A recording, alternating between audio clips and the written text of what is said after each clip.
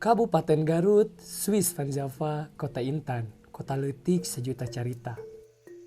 Dina widang pariwisatana, tuangan khasna, kesenianna, oge kabudayaanna. Salah sahiji anu jadi bukti kebudayaan nu aya di Garut nu diaku ku UNESCO nyaeta batik.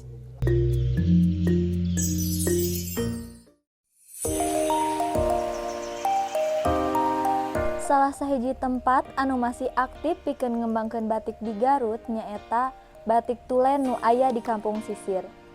Sejarah singkat dari Batik Garut Tulen. Batik Garut Tulen itu mulai dirintis oleh nenek buyut saya yang bernama Ibu Piah dari tahun 1920-an. Lalu saya sendiri sekarang bisa meneruskan usaha dari ibu saya.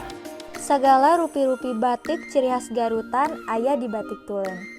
Kawiti batik lereng, batik merak ngibing, oge batik anu janten andalan di Batik Tulen nyaeta batik lereng kris apel. Dina gencarna modernisasi dina waktos ayeuna, Batik Tulen oge pancek pikeun ngamumule oge ngembangkeun budaya batikna. Oge optimis sangkan batik bakal tiasa ngiring bersaing sareng produk-produk modern. Batik nu aya di Batik Tulen nyaeta aya batik cap oge tulis. Dan karena batik cap oge batik tulis nyaeta dina kualitas. Hal ieu anu ngajantenkeun Batik Garutan kawilang langkung awis ti batik nu sanesna. Kendala yang dihadapi oleh Batik Garut saat ini dikarenakan adanya COVID yang berkepanjangan sehingga batik printing yang diproduksi oleh negara lain yang diperjualkan di Indonesia sehingga persaingan penjualan batik di Garut itu semakin ketat dan menghambat penjualan batik Garut asli. Namun sok sanaos kitu, Batik Tulen teu sumerah kanu kaayaan. Anjeunna teras usaha sangkan UMKM, oge Batik Garutan tiasa tetep nanjeur.